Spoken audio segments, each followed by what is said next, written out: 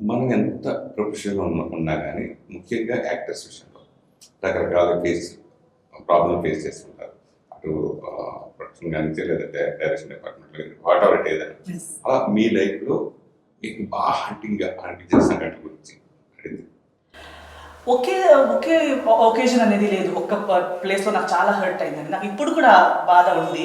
I feel that ఇండస్ట్రీలో మీరు చెప్పినట్టు అన్‌ప్రొఫెషనలిజం అనేది ఉండకూడదు. ఇప్పుడున్న యంగ్‌స్టర్స్‌లో అది లేదు. ఇప్పుడు మన జనరేషన్‌లో అది లేదు.